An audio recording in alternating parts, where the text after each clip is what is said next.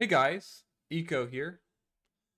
You know, even before Arc Warden was changed to be a universal hero, I had long felt he was one of the strongest lane dominators in the game.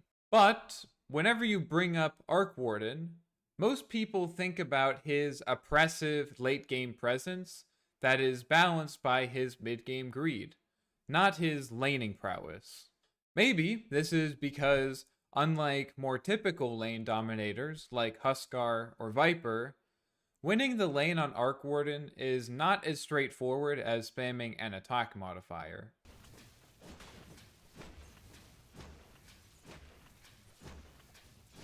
His spells can often feel finicky and difficult to use with a lot of effectiveness, and often you will need to dramatically change up your item build depending on the matchup you find yourself in. I have almost 1,000 matches on Arc Warden and have managed to climb to 6.5k MMR with him. In the process, I think I've developed some pretty key strategies that have helped me not just dominate, but consistently crush my lanes against players of a similar skill level, while also first picking him every game. To be clear, I'm not mentioning this to inflate my probably already oversized ego. Instead, I mean to highlight just how powerful this hero can be in the right hands. In fact, my goal in this video is to share some of those strategies and to thus put the hero in your hands. We'll focus on the mid lane today because I think it's the lane in which Arc Warden is the strongest, and it's also the lane with which I have the most experience. The self expands. In the mid lane, there are three main objectives in which we are interested: the creeps, the runes, and the tower. Everything we do in the lane is done to help us secure these objectives and deny them from the enemy. To do this, we must either threaten to kill them or leverage other objectives. Harassing the enemy does the former, and if you've ever pushed a wave before a rune, then you've done the latter. There are three main concepts I want to discuss before we get into specific strategies. These are harassing, equilibrium, and timings. It's easier to understand these concepts in context, but I wanted to outline them here first. Harassing is dealing damage to the enemy without the intention of killing them. This helps you condition kills on the enemy. Since the enemy would like to avoid dying, they also want to avoid harass. Sometimes this is referred to as trading, which better emphasizes the fact that oftentimes the enemy will retaliate by harassing in return. Setting up situations in which this is a bad option for them is a key skill in the mid lane. Equilibrium is the position around which the creeps stop to fight each other. While it's safer to keep the creeps close to your tower, pushing the creeps can help set up good trades and apply pressure. Another essential skill of the mid lane is understanding how all of your small actions can affect the equilibrium position. Finally, a timing is just a sudden change in your power level. Some examples include leveling up, having items delivered, or activating a rune. Each of these concepts have a staggering amount of nuance to them, but it's important to get into the habit now of thinking about them when you're formulating strategies for your lane. They're sort of like the building blocks for analyzing the laning stage. The self knows this power. Okay, that's enough theory. Let's start talking about how to actually play Arc in the lane. I want to start by discussing Arc Warden's abilities, beginning with Spark Wraith. There are three main ways that I use this spell in the lane: Vision, CSing, and Harassing. I think this first use is pretty self-explanatory. You can use Spark Wraith to scout for runes or support rotations, to name a few examples. As for CSing, Spark Wraith is particularly useful for securing ranged creep last hits. It does take some practice to get the timing down. Make sure you pay attention to the level of Spark Wraith, because the damage that Spark Wraith does is going to affect when you need to cast it. Level 1 is the hardest, and I would recommend that you cast the Wraith when the ranged creep is below half HP, then hit the creep again when the Spark Wraith is about to activate. A level 2 Spark Wraith can kill a ranged creep from half health. I think this tactic is at its strongest when used proactively. Since Arc Warden's base attack damage is so high, and Spark Wraith's cooldown is so low, it's very easy to quickly secure the ranged creep when the waves meet without punishment. This does a few things. First, it makes it more punishing for the enemy to draw aggro because they are forced to tank the creeps themselves. This also makes harassing less punishing for you because there are less creeps for you to tank. Finally, this pushes the wave, which can potentially give you a level advantage and set up a good trade as they retreat.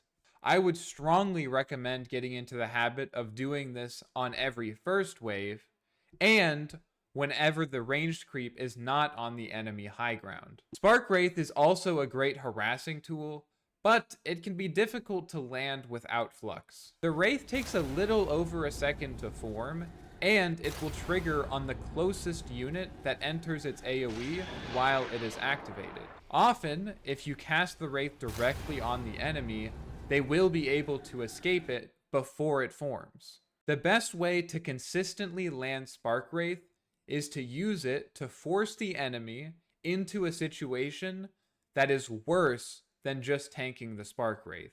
The most obvious example is if they want to run away and you place it behind them. My favorite application is to place it on their stairs after the creeps meet and hit them to force them to walk into it. If we put these ideas together, one of my most common sequences emerges. First, the waves meet. Then, you kill the ranged creep with Spark Wraith. Next, Spark Wraith behind the enemy mid laner. Finally, harass them to force them to walk into it. Flux is similar to Spark Wraith in the sense that it can be difficult to set up situations in which the ability shines. Importantly, Flux damage is muted if the enemy is within 225 range of an ally. This includes creeps. The best and most obvious situation to use Flux is when the target is completely isolated from their creeps. For example, if they're going for a rune, or if the wave just died and they're running to their tower. If you're using it in the latter situation, try to keep track of where their next wave is by looking at your own incoming creep wave. If it's too close, maybe don't go for the Flux. While Flux does do damage, I think it's helpful to think about its primary function to be its slow. That is, you should really only Flux when you're prepared to follow up the ability with more attacks and Spark Wraiths. We don't want to just Flux and then walk away. While the spell has a relatively low mana cost, it has a very high cooldown, so using it is an investment. The safest way for a target to negate Flux is to hug their ranged creep, which makes our aforementioned ranged creep killing tactic even more important. Of course, they might hug their melee creeps instead. And in these situations, it might seem like Flux is pretty useless because they have the option to negate the damage. But remember that the primary use of Flux is the slow, which is not negated by the creeps. By forcing them to play close to their creeps, you're also forcing them to play close to your creeps, which means it's almost impossible for them to trade with you. If they attack you, they will cause all those creeps to attack them, while you can keep a safe distance because they are also slowed. Additionally, several mid laners, like Storm Spirit or Shadow Fiend, rely heavily on positioning to get value out of their spells. Forcing them to stick to their creeps can make it very difficult for them to use their spells effectively. The basic idea is that if you Flux an enemy near their creeps, you force them to make a decision, to run away or to their creeps. If you can make both options bad for them, then you have a good play. You might have noticed that a common theme is the importance of trading with your auto attacks. Warden has a great attack animation, and now that he's a universal hero, he hits harder than ever. It's essential to make the most out of this incredible asset. If you're not actively getting a last hit, try to get some hits in. As I mentioned before, if you're playing against better players, they will often try to respond with their own harass. Here, it's important to set up situations where harassing back is a bad option for them, and pressure them hard. For example, pushing the wave into them can make it difficult to trade because they then have several creeps hitting them too. This concept goes very deep, and we don't have time to go into depth today. If you would like me to make a video specifically on trading, make sure to leave a thumbs up and comment down below. Magnetic Field can be a great way to negate retaliation during a trade, but I often don't find myself leveling it early. Recently, though, Arc received a facet that gives Magnetic Field some powerful utility when it comes to rune control. With power capture, Magnetic Field will pull runes towards it and activate them when they enter its AoE. Obviously, this is a very convenient way for collecting runes. You can also place a magnetic field directly on the rune spot before it spawns to instantly pick up the rune. This is great against heroes who both have consistent ways of securing runes and rely heavily on them to make good rotations. Heroes like Queen of Pain and Ember Spirit. If you're interested in a more in-depth discussion of this mechanic, make sure to check out my Advanced Arc Warden Mechanics guide. Worth its weight in gold. Before we talk about Tempest Double, I want to take a brief detour to talk about itemization in the mid lane. To be clear, we're only going to talk about items that you might buy to help you win the lane. So kind of like the stuff before Midas or Maelstrom. If you're interested in what to buy after the lane, please check out my Ultimate Arc Warden Itemization Guide. Before you buy anything, determine if buying items will actually change the matchup at all. Usually it will, but there are some matchups, like when you're playing against Sand King or Nature's Prophet, where there aren't really any items that will change the matchup dramatically. In these situations, I would recommend just buying tangos and maybe some branches, and then immediately going for your early game items. In this patch, 7.38, I think there are 3 main routes for laning items: Bottle, Stats, or Corrosion. This will likely change, but I hope that this discussion will help give you some insight for subsequent patches. Here's the way I think about it. Bottle will allow you to cast more spells, but Corrosion and Stats will make your attacks hurt more. So the question becomes, is the enemy weaker to my spells or my attacks? Remember though that one of our key strategies for landing Spark Wraiths is pressuring our opponents with our attacks to force them to walk back into Spark Wraiths. So this question is not so simple, because sometimes we need our attacks to get value out of our spells. Also, with Arc Warden's current innate, we already get significant regen without Bottle at all. So we can also think about stats as making the regen we already get more efficient, while Bottle gives us more of it. One option is to buy both, which is sometimes worthwhile, but we want to be careful. Our goal is to get to our early game items, and too many laning items can slow down those timings. In other words, we want to buy exactly as many laning items that we need to win our lane, and not an item more. If you think a bracer or a bottle will make a significant difference, go for it. But I find it's easy to get carried away with buying too many laning items. Unlike other mid heroes, Arc Warden often struggles to get value out of these laning items after the laning phase, because that's when he's weakest. I think one obvious example to get Bottle is when you're playing against Storm. He is already weak to your attacks, which allows you to land Spark Wraiths consistently. Flux also allows you to keep your distance, which can set up some good trades. Quap, on the other hand, is often very difficult to trap with your Wraiths, so it's difficult to get value out of the mana that Bottle provides. Melee heroes, on the other hand, often have too much HP to care about your spells. I think in those cases, usually just getting stats to increase your attack damage is more useful. Corrosion is specifically useful against heroes that either are highly dependent on regeneration or short-range ranged heroes that have limited mobility. Necrophos is a clear example of both cases. If you're building stats, you need to pick which ones you want to buy. There are three main options: Wraithband, Bracer, or Null Talisman. Wraithband gives you the most damage because it also gives attack speed and gives nice armor. I like Wraithband against Ember and Kunkka for these reasons. Bracer, on the other hand, makes it more difficult for heroes to burst you, so it's a great choice against Queen of Pain, Invoker, and Puck. I don't really ever buy Null Talisman. If you need mana, just get Bottle. Once you decide what build to go for, then you can pick your starting items. If you're building stats, I would recommend purchasing 3 circlets and 2 branches. You can buy tangos with bounty gold. If you're building corrosion, start with a blightstone, 4 branches, and tangos. For a bottle rush, buy tangos, a fairy fire, and 4 branches.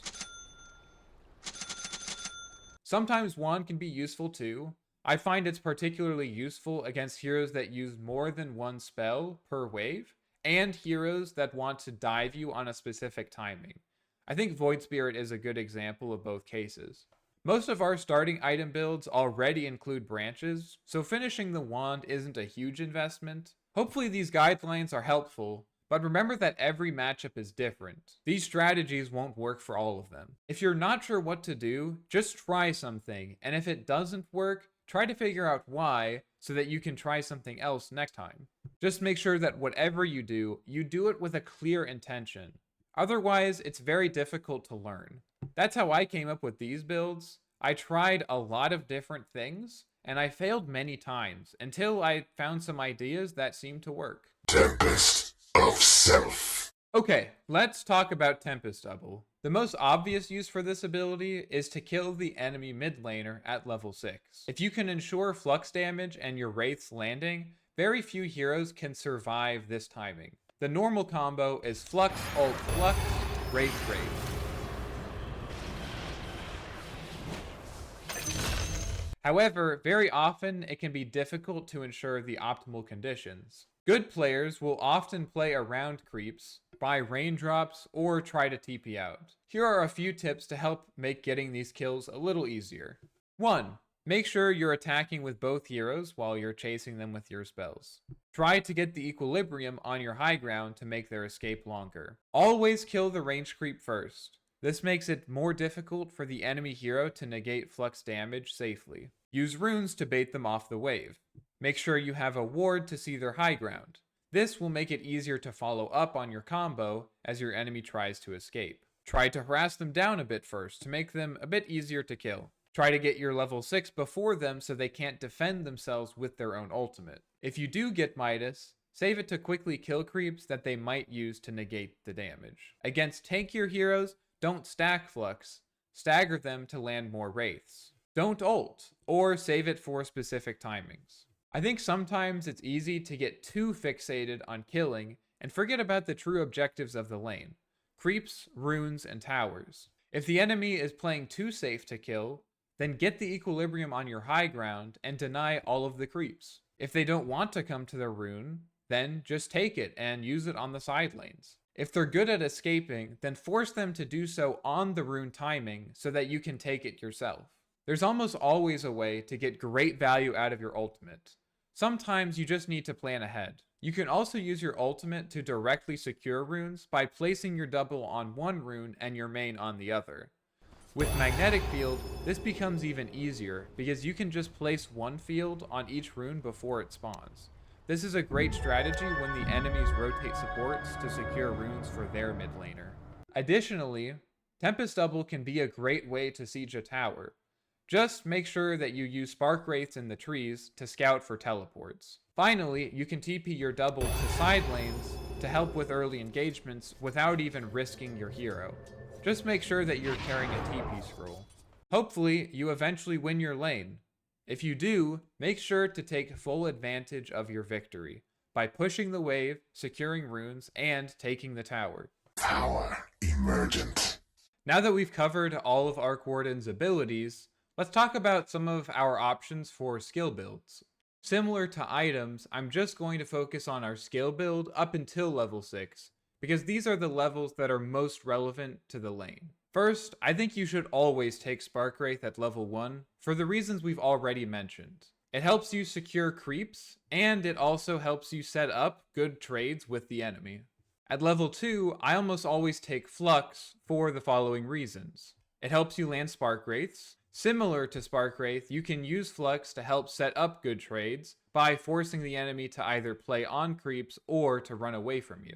Finally, at level 3, I almost always want to take 2 points in Spark Wraith, and if I skip out a point in Flux now, I won't have it for the rune fight, which I think is very important. Like I just said, at level 3, I almost always take another point in Spark Wraith. This is because Spark Wraith is your primary damage dealing spell, and 2 points in it makes it much easier to secure creeps. Okay, at level 4, this is where things get interesting. I would encourage you to think now about your level 6 timing. Specifically, I want you to consider which spell is going to help you deal the most damage at that timing. Against heroes that can easily dodge Spark Wraiths, I think it's a good idea to max Flux. Queen of Pain, for example, can easily blink out of Spark Wraiths, but there's no way for her to consistently negate Flux damage without being on creeps. Melee heroes, on the other hand, often care much more about your attacks than your Spark Wraith damage. Additionally, for many melee heroes, their best option is actually to try to turn and fight you at your level 6 timing. Having Magnetic Field can make it very difficult for them to do this. Also, the attack speed bonus can help you deal a lot of damage while you're chasing them down with your Flux. In every other case, you will usually want to have 3 points in Spark Wraith at level 5. Remember that with your level 6 timing, you can usually only cast Flux twice, once with your main hero and once with your Tempest Double. Spark Wraith, on the other hand, only has a 4-second cooldown. Since Flux lasts 6 seconds, you can consistently land 4 Spark Wraiths with this timing. Thus, it makes sense to max Spark Wraith. Sometimes you might find yourself facing a hero against whom you have very little kill pressure, like Lone Druid or Nature's Prophet. In these situations, just think about which spells you want to have levels in at your mid-game timing. Maxing Flux is very important if you want to go for early fights in the side lanes, while Spark Wraith and Magnetic Field are going to be better options for farming. There are some matchups where our template for our first 3 levels doesn't work out so well, because we want to have a very early point in Magnetic Field. This ability is of course great against heroes that heavily rely on their attacks to zone you out of lane, but it's particularly good against heroes that want to commit on a trade. I think Huskar is a very good example of this. I almost always take a point in Magnetic Field at level 2 against Huskar, because early on he's actually quite slow, and taking the time to walk all the way into your Magnetic Field often actually results in him losing the trade. Just make sure that you cast it in such a way that maximizes the amount of time he has to spend walking to get into the Magnetic Field. The main problem in general with taking early points in Magnetic Field is that you don't usually have enough points in Flux to make it difficult for the enemy to walk away. Since Magnetic Field has such a long cooldown, very often you might find yourself casting the ability and then the enemy just walks away. Since the spell doesn't last very long early on, it's very difficult to make much use out of the space that you get from forcing them to back off. I will say that I have noticed that several players who are much better at Arc Warden than I am have started taking early points in Magnetic Field to secure the early water runes. There's definitely an argument to be made here. If you can secure both water runes, that's not only a lot of regen for you, but you're also taking that away from the enemy. And since so many mid laners now rely heavily on bottle, that can be a very powerful tool. However, here are the main reasons that I don't do this. I think Arc Warden's first 3 levels are some of the strongest compared to other mid laners because of the low cooldown of Spark Wraith and because your enemy oftentimes doesn't have boots yet. This means it's very easy to land Spark Wraiths, and Flux still slows a significant amount. Taking a point in Magnetic Field makes it more difficult to force trades during this timing. Additionally, early points in Magnetic Field make you significantly less threatening at level 6. Finally, in these games where players opt for early points in Magnetic Field, I often see them sitting at very high HP and very high mana, maybe with even full bottle charges, because it's very difficult to force trades when you have points in Magnetic Field. Again, it has a very long cooldown, and if you have points in Magnetic Field, those are points that you don't have in Flux and that you don't have in Spark Wraith. It's much easier to play around Magnetic Field cooldown than it is to play around Spark Wraith cooldown. That said, I would highly encourage you to try this playstyle. If it feels good to you and you're winning your lane, that's great. There's no reason not to use it then. A timely reward. I've said this many times before, but one of Arc Warden's greatest weaknesses is his lack of mobility. This makes him very gankable, and so it's important to keep track of the enemy supports and specific timings like level 6 to avoid these rotations. However, this weakness, combined with Arc Warden's limited disabling capabilities, makes it sometimes difficult to rotate to other lanes. Oftentimes, they will see you coming, and you don't have very many options to prevent their escape. That said, I think there are a few main situations where rotating on Arc Warden can be a good idea. The first is if you obtain either a haste or an invisibility rune. These solve our first problem and allow us to get to the lane without the enemy seeing us coming. The second is to TP to a skirmish or dive near an ally tower. This solves our mobility problem, but if the enemies are close to your tower, it means that their escape is pretty long. So oftentimes you can probably get pretty good value out of this gank. If you do this, make sure that you TP from a spot that is out of vision and to a spot that is out of vision. Additionally, before the game even begins at all, I would recommend that you think about which lanes are even theoretically good to rotate into. Do your heroes have disables? Do the enemy heroes have escapes? For example, rotating to your off lane Abaddon who is playing into a Juggernaut is much less likely to work out than rotating to your Tiny who is playing into a Viper. As with itemization, rotating is complicated, and if you think a rotation might be good, try it. And if it doesn't work out, try to figure out why so you don't make that mistake again. Of course, the safest thing to do is to never rotate, and I did this for a while. But to master a hero means to be able to take every single advantage that that hero has, and there are definitely some situations where I was able to recover from a bad lane by making some good rotations. This is not the end. Alright guys, so now I want to take a look at a few specific examples of lanes where I think I did pretty well. In each of these examples, I want to focus on how we're using our three main concepts: harassing, equilibrium, and timings, to secure our three main objectives: the creeps, the runes, and the towers. In particular, whenever I'm playing Arc Warden, I always want to be thinking about how to get the equilibrium on my own high ground. Whenever the creep equilibrium is on my high ground, Spark Wraith is so useful. You can place Spark Wraiths behind them to condition good trades, or you can use them to quickly kill the range creep, making it more difficult for them to utilize aggro. Alright, let's take a look. Alright, so in this case we're playing against a Storm Spirit, as you can see. You can see here that I have chosen to go for a bottle build. Again, against Storm Spirit, I think Arc Warden spells are particularly good, so we want to make sure that we have plenty of mana to use them. The first thing I'm going to do is block the creep wave onto my high ground.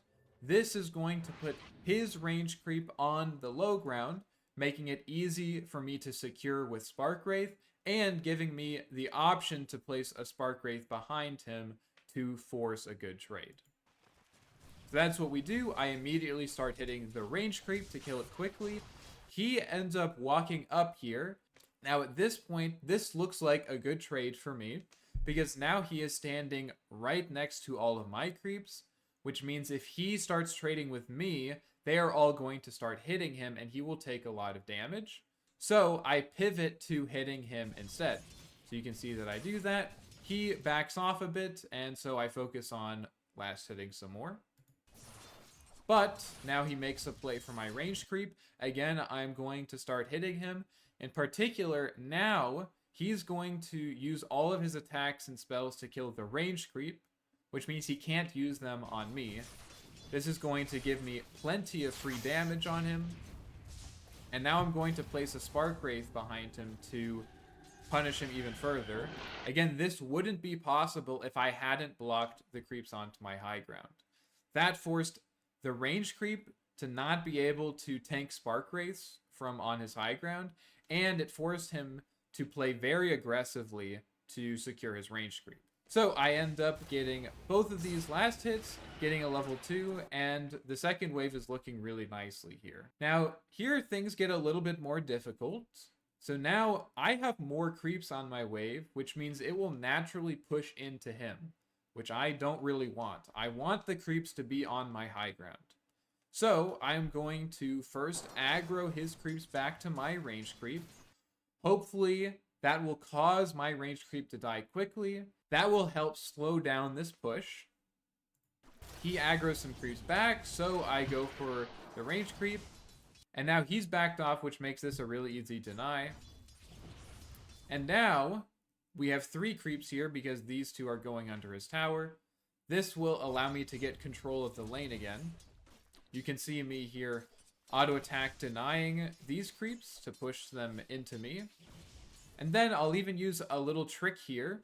So in this situation, I'm actually going to aggro on the Storm Spirit to pull the creeps onto my high ground where I want them. So you can see me pull them up here, and I'll even do it again to pull them back even farther. So we ended up turning that kind of difficult wave into equilibrium being on our high ground, which is really nice. So this is a really nice, I think, first 2 waves. So here we both go to get our runes, to get bottle charges. The creeps are on my high ground again, which is great. Here I notice that I'm about to hit level 4. This is a really good timing for me because it doubles the amount of damage Flux does and significantly increases the slow. So I'm going to try to push this advantage. Once I get level 4, I immediately run up to him and try to get a Flux off. So let's see. So we Flux him. Now, this puts him into a position where he has to make a decision. Either he can back off this way or onto his high ground. In that case, I'll just play Spark Wraiths behind him. The other option is for him to run up to his creeps to negate the Flux and thus try to trade with me instead. But if he walks up here, I want to make sure that I'm not in range to take damage from his static remnant. So I'm immediately going to back off here. This makes it very difficult for him to get a good trade. And now he is very far up, so I place a Spark Wraith behind him. Since Flux has worn off, he decides to back off. But now I can just cut off his escape with my Spark Wraiths. So the key idea here is that I utilize the equilibrium and a timing to get a very nice kill on Storm Spirit. Now, at this point, I'm pretty far ahead. But my goal is to hopefully get my ultimate before he does. Once Storm Spirit gets Ball Lightning, it's very difficult to kill him. So I'm going to try to push my advantage. That way I can hopefully secure an early level 6 and get one or two more kills on him with my ultimate. As you can see here, I have the creep equilibrium on my high ground again. And so I can place a Spark Wraith behind him. I even have a lion coming up here. I'm not really aware of this, I think. But I Spark Wraith behind him. Flux, he can't really run to his creep because it's about to die. And also he would be running into me, obviously. And so his only option is to retreat. Lion comes and follows up and we get a nice kill on him. So here I get my level 6.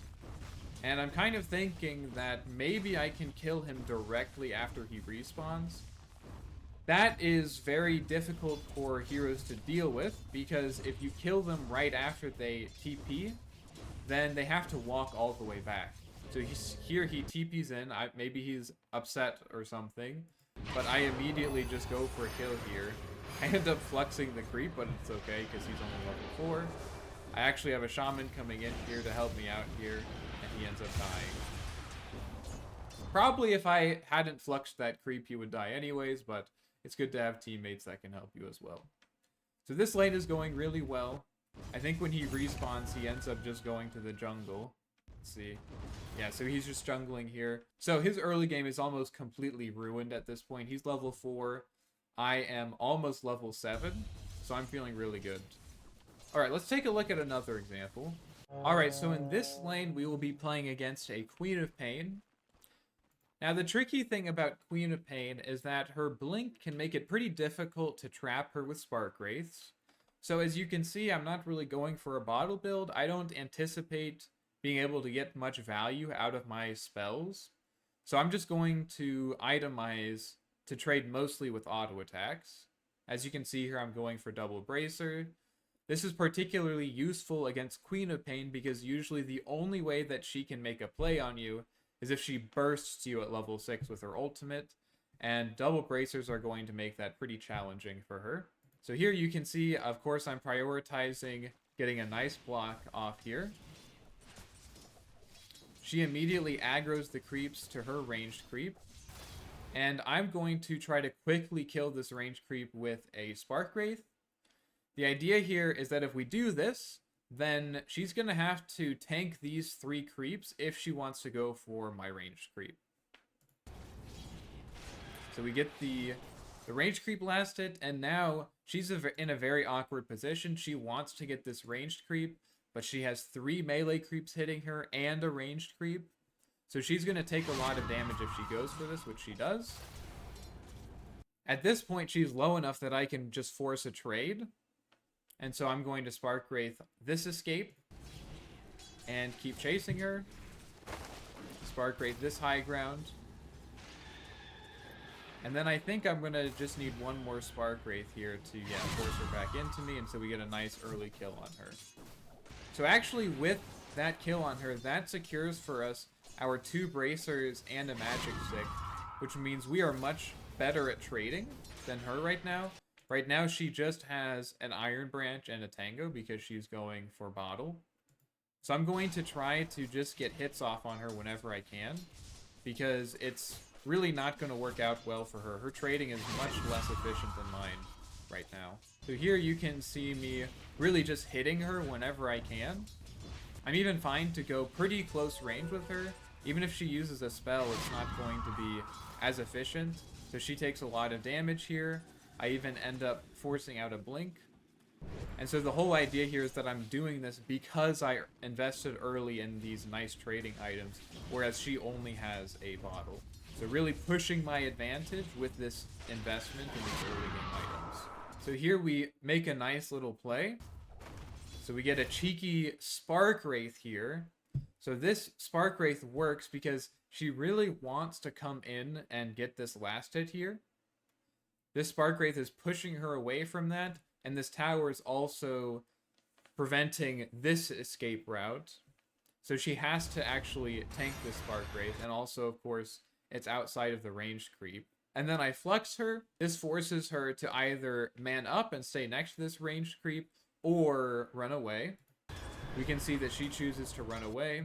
This forces her to take the full Flux damage, while I get to just focus on last hitting. So here we're securing the lane by harassing her. So here the creeps meet, and I see my Tiny going for the top rune. So right now my goal then is just to secure the bottom rune. I'm going to do this by trading with her a bunch on this wave, forcing out a lot of her resources so that when the rune spawns, she can't contest me over here. So I immediately start hitting her. She's playing around her ranged creep so that I can't Flux her. But once she gets low enough, I just Flux her anyways.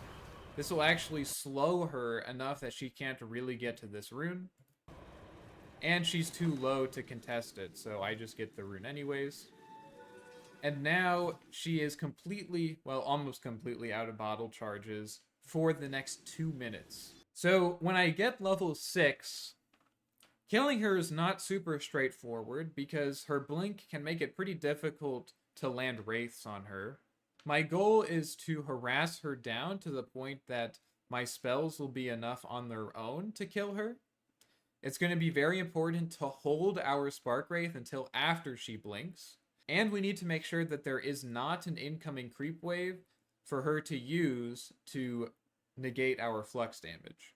So for example, even though she has 2 creeps hitting her right now, there's a wave back here that she could use to negate our Flux damage. So I need to wait for these waves to meet, and that will be our timing to try to kill her. So here's the waves meet, You can see I'm going to prioritize harassing her to hopefully get her low enough that my combo will kill her. She gets low enough, I use my double flux, and with 2 wraiths, she should die. And that actually secures us the rune here, which is really nice. So at this point in the lane, we're 2 levels ahead. We've secured the first power rune, so we're in a really good spot. Let's take a look at another example. Alright, so here we're playing against Razor, and this matchup can be pretty volatile. Once one player gets ahead, it's pretty difficult for the other one to come back. Now you can see here I have a Blightstone, which I don't really want to have against Razor. I kind of just bought this because I thought I was going to be playing against Earthshaker mid, but instead I'm playing against Razor. If I had known I was playing against Razor, I probably would have gone for an Orb of Frost to kite him better. But nonetheless, the key thing for Razor is you want to play around his first link.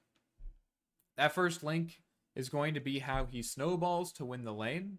So I'm going to prioritize, again, getting creeps on my high ground. This is particularly important against Razor because it can give you space for the link because he doesn't really want to dive you under towers, so you can kind of play around that.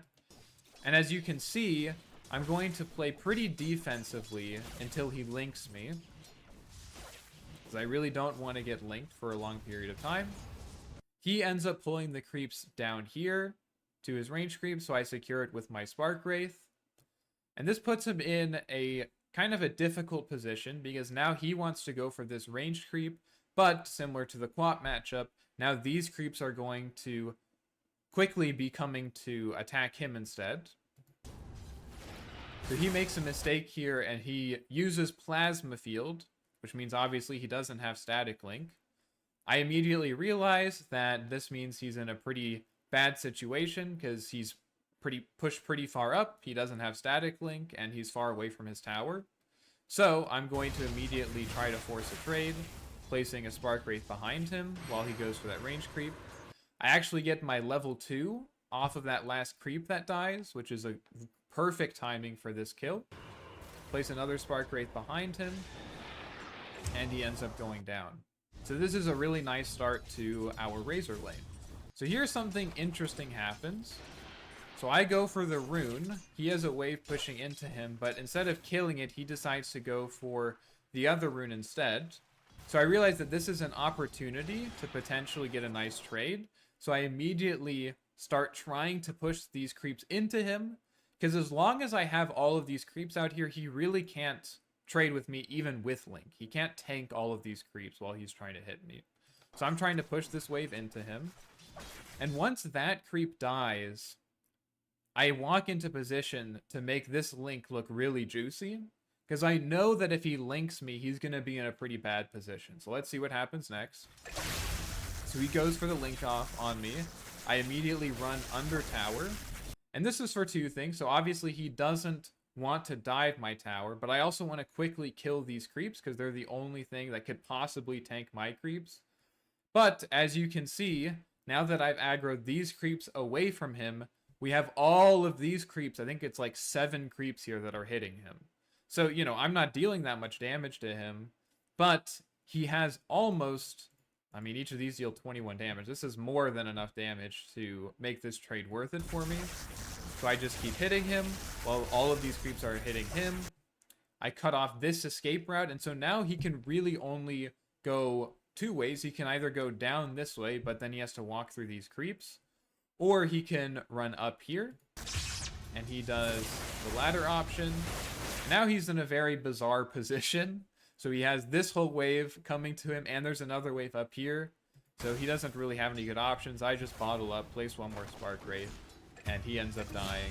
Of course, I have to tip him here because that's a pretty funny way to die. But that's an example where I used the equilibrium position, so it was pushing into him to set up a good trade by pushing it even further. So at this point in the lane, I'm level 6, so I'm trying to think about a way to set up a kill on him. Now there are all these creeps, which are going to make it pretty easy for him to negate Flux. Of course, what I'm concerned about is him turning on me when I ult. So I want to first try to kill these creeps to make that a bad option for him. Here he walks up to try to secure this range creep with Plasma Field, and I use this as an opportunity to kill him. So I summon my double, flux him, and place 2 wraiths behind him here to prevent him from escaping. This forces him to make a decision. He can either run into me and try to link me and turn this, or he can run away up here. So it looks like he runs away. He actually runs away from the siege creep, so he will be taking full flux damage. In that situation, I do use my second flux now that he is away from the creep wave. And I'm going to use my second round of wraiths to finish him off here. So not a super fast kill, but we were able to abuse the positioning of the creep wave and bait our range creep to put him in a pretty bad position to finally get the kill on him. So this game we're playing against Ember Spirit. I start with Orb of Frost and Orb of Blight because I want to go for Corrosion. I think it's pretty good against Ember. He doesn't have a lot of escapes before level 6. As you can see here, I end up starting with Flux to get this kill on Gyrocopter. That kill ends up getting us a pretty early Orb of Corrosion. So instead of pressuring him hard on this first wave, I'm just going to wait for that Corrosion to get here. That'll be a really nice timing for me. And so for now, I'm mostly interested in figuring out how I can get the equilibrium where I want it. Here you can see that I aggro the creeps back, denying the range creep, but this also gives me a creep that I can hopefully use to catch my own wave. He ends up pulling his creeps under tower because he's pretty low health. And so that's going to give me the opportunity to get the equilibrium on my high ground by tanking this creep out here. And now I have my Corrosion, so this is a really nice time to pressure him. I can place my Spark Wraith behind him now, because his range creep is on the low ground. And I'm just going to hit him as much as possible. You can see this Corrosion is doing a lot of damage. Spark Wraith behind him here. It's looking like this might turn into a kill, so I flux him. And both of these escapes are already cut off. A nice easy kill that we got by manipulating the creep equilibrium and playing off of this Orb of Corrosion timing. You can see me here doing the exact same strategy I did before. I think this matchup really showcases, sort of similar to Storm Spirit, how important equilibrium is for Arc Warden.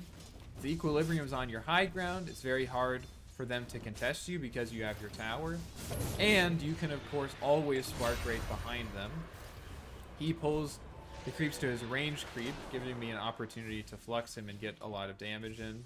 Now, when you're playing against Ember, even if you have some strong early levels, eventually the slight spam is just going to begin, and it's going to be very difficult to pressure him. He can kind of just draw aggro and then dodge your attacks with his Sleight of Fist because it's such low cooldown. So I would encourage you to get an early point in Magnetic Field and just focus on runes. Very difficult to kill him if he uses his Fire Remnants properly. So that's what I'm going to do here. I'm just going to go top.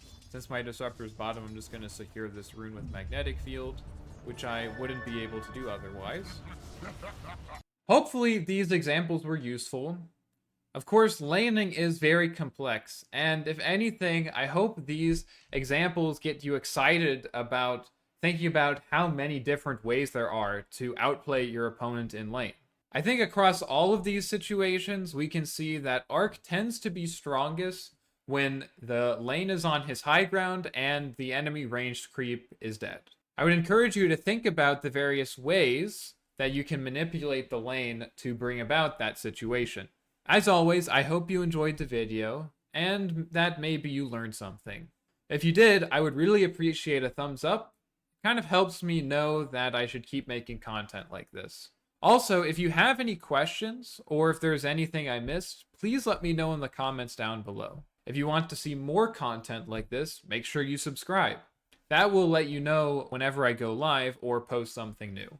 Anyways, have a great day, and I hope to see you around soon. Bye!